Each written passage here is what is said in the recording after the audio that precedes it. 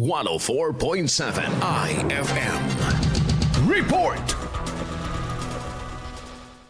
Nagpapatuloy ang paglalagay ng streetlights sa mga paunahing lansangan sa Binmalay na madalas ireklamo ng mga residente at motorista dahil sa madilim na daan tuwing gabi.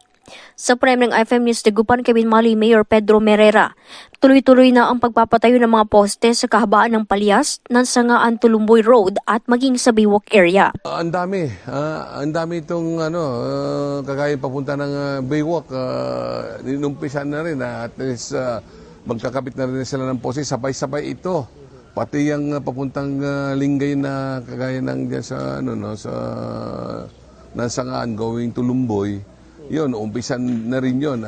Kung sakaling sila, kailangan mabilisan para at least maingano natin yan. Kasi pangailangan talaga yan, lalo-lalo na para maibsan natin ang mga krimen dito sa bayan ng Binmalay. Tiniyak ng alkalde na dekalidad ang mga solar lights na ikinakabit dahil nasa 300 to 500 watts ang kapasidad nito kung ihambing sa ibang supplier na nasa 150 watts lamang.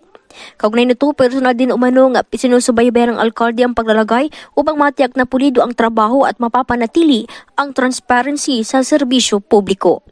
Kasama mo mula dito sa IFM Dagupan, ito si Idol Jam Victorio, Tatak, IFM. IFM News. IFM News. IFM News.